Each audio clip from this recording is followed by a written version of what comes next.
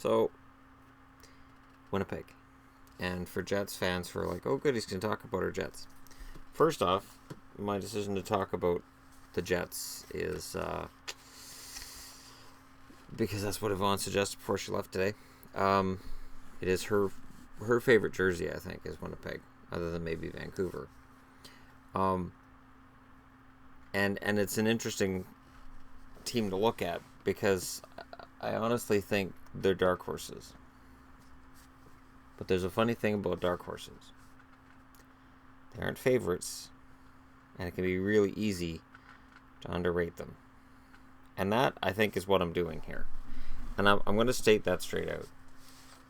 Maybe I'm being tougher on them because of the fact that I want to see them succeed, and yet I look at the teams that are ahead of them, and it is really hard for me to project them higher than sixth in that division. If they were in the Pacific, I could come up with a model where I say, okay, they can compete with all these teams to make this work. But now that all the Jets fans are angry with me, let me state, best sixth place team in the league. You got Ehlers, Scheifele, and Lanny. That is your present and your future for Winnipeg. Perreault, I've never been a huge fan of Perreault. Matthew Perreault for me has always been, I've never been a big fan of his. Little suits the number 2 center role more than he ever suited the number 1. Wheeler is a really, really solid player who, again, he's not one I've been a big fan of either, but Wheeler's had a couple of good years. It's when you get lower down. And while I like Armia, and I think Kyle Connor still has a lot of potential, and we don't know what Roslovich is going to be yet, and Kopp, there's just so much youth here, and there's so much unpredictability. They could really use, I would say, one veteran, maybe 2.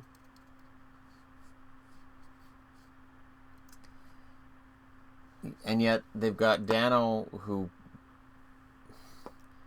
could end up ahead of Roslovich. Dano, really, if Dano accomplishes what I think he could bump Lowry down to the 4th line. But Marco Dano has been frustrating to watch in that coaches just don't have the faith in him. And if I've learned anything in watching hockey over the years, it's been when we get mad because a guy's not getting played enough, and coaches are giving guys sheltered time or sheltered minutes, and that guy then turns around and gets the added time. And right now, this past season, he got around a little over 10.5 minutes a game. When those guys get that time, they can sometimes end up not being very good. There'll be something the coach sees. Now, interesting in this is that they brought in the monster Buddy Robinson, who I think is a good add as a depth player. Jensen Harkins is lurking around as a potential rookie for the team. And then from there, it's kind of anybody's guess. Now, the forwards are good enough. The forwards are good enough for me to say, yeah, that's a playoff team. But, and this is where they get knocked down, Byfuglien is bona fide top 2 defenseman, no doubt. Trouba has that potential and has played the time.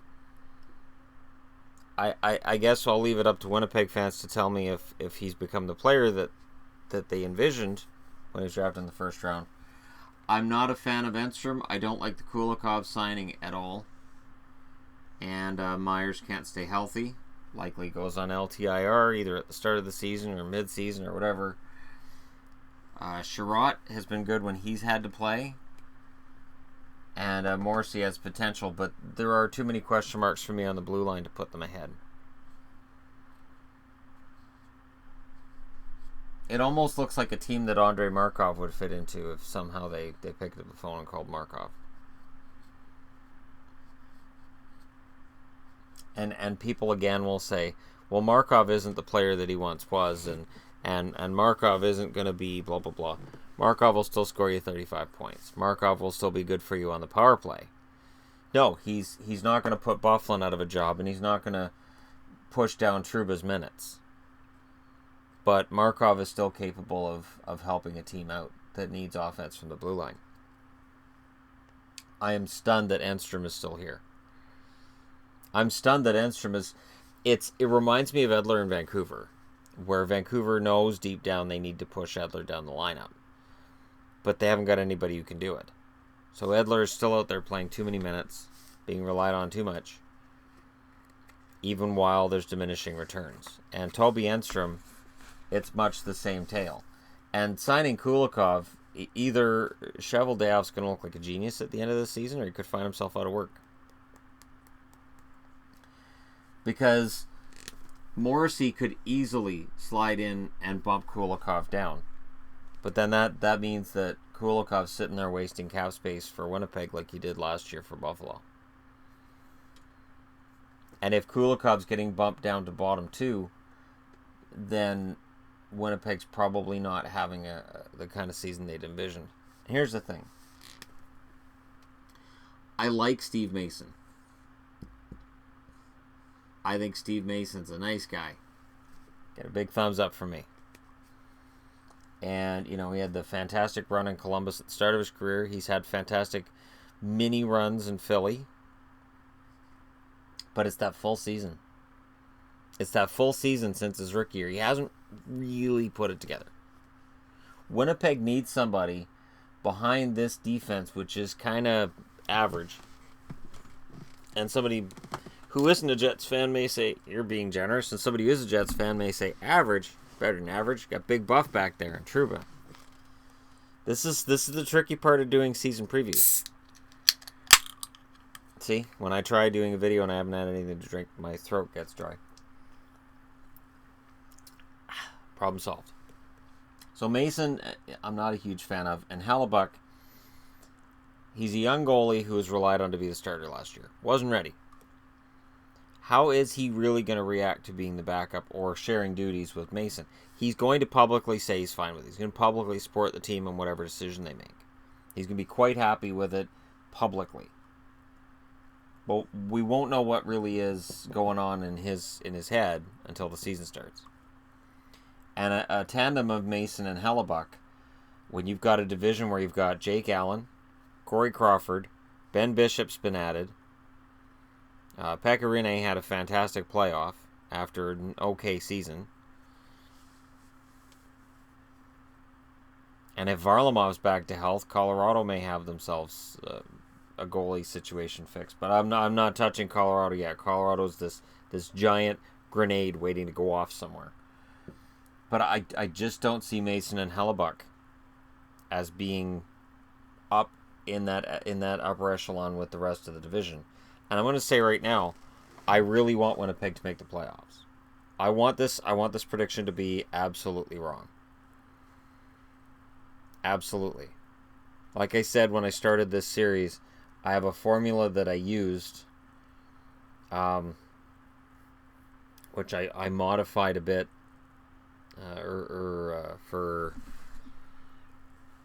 I modified it a bit when it came to San Jose, and I modified it a bit as well when it came to Carolina, because I felt like there were some unknown things that are not unknown, some intangibles. That's the term I was looking for up there. You look for all the words up and around and down and around. And I found it. Intangibles. Winnipeg has some intangibles here. And here's the thing. If Laine breaks through and gets 45 goals, then I can't see them finishing 6th. If Winnipeg can play pond hockey, if they can come out and play pure offense, so it's just go out there, boys, and have fun, And obviously, Ehlers, Scheifele, and Laine are not going to be on the same line. I just don't see Laine below Wheeler on any depth chart. So, obviously, Laine will be on the second line and Wheeler will be on the first. One thing I've noticed on these videos is people asking questions about why certain people aren't on depth charts, or asking why have certain people on certain lines. And I won't answer normally because it's answered in the video. They just didn't watch long enough. Because there's a lot to unpack with any roster. That's why I don't even try to keep these below 10 minutes. Because there's so much more to go through. And for me with Winnipeg, the offense up front, if Connor could become what they drafted him to be and what he was projected as recently as last summer, if Laine shows increased development, and there's no reason to think he won't, Laine and Matthews really, honestly, is the Ovechkin Crosby of its time, in that they're two completely different kinds of players. You look at McDavid and Eichel, there are similarities, and they're both guys that you say, all right, first line center, franchise player. It's there. It's just when you look at Ovechkin's pure goals. And when you look at Crosby, he's the all-around center who can score, who can pass, who can do a little bit of everything. It's like Matthews would be the Crosby of the two, and Laine would be the Ovechkin of the two. Now, which one's going to win more? Early on, it looks like it's going to be Matthews. Long term, if Winnipeg does this right, I think Winnipeg's going to be fine. But Winnipeg really needs a stud on the blue line. Now, I got Logan Stanley down here on the chart. Simply to point this out, Logan Stanley is not close to the NHL. Logan Stanley is a very big defenseman. It does not mean he's the next Zdeno Chara. Doesn't mean he isn't, but it doesn't mean he is. Logan Stanley is as big a man as he is, I should say. I don't see him making the NHL for probably at least the next 2 years, because there's a large learning curve, and while their blue line is average and could use an extra body, I really don't think throwing Logan Stanley to the Wolves would be the answer. So I would say 2 years minimum. So we'll see. There's a lot to like. There's question marks too. As I said, if they were in the Pacific Division, they're fourth. If they were in the again, I want to say Northeast, but it's the Atlantic, probably fourth as well. But it's a tough go in the Central, and it is really, really hard to predict Central Division standings. It is, and I said during, just 2 weeks ago that I see these guys as maybe a contender. The reason that, and I'm going to defend that while I'm saying I'm still picking them to miss the playoffs. You don't have a team with a guy who could score 90 points here and a guy who could score 45 goals here and Ehlers who could put up 70 points here and not acknowledge that there's a lot of pieces in here that can make a team a contender. But again, while Byfuglien is a star, and Byfuglien can score you, I'd say, 65 points. You could get 65 points out of Byfuglien, especially if the team's on its way up and he smells playoffs. Dustin Byfuglien is terrifying when he smells playoffs. And in the playoffs, he's a monster. But then it's a quick drop-off after that in terms of points on the blue line. And up front, you got Wheeler. Wheeler can also score you 80 points. If everything falls right, Wheeler can get 80 points. There's a deadly attack here if everything falls into place. Then your problem becomes your depth on the blue line, and I'm not convinced the goaltending is a lot better. Believe me, losing Pavlich and gaining Mason, that is an advantage. That is big. And there are a lot of things with Winnipeg right now to look at and say, yeah, these guys can do it. Because Laine, if he gets 45 this year, they're definitely in the hunt. And I think they're going to be in the hunt anyways. I want them to prove me wrong. This is why the haters thing I see on my videos sometimes is like, wait, what? I state that I'm a fan of a team and I want to see them outperform where I'm projecting they're going to finish. And yet I'm a hater I don't understand how. Don't get it.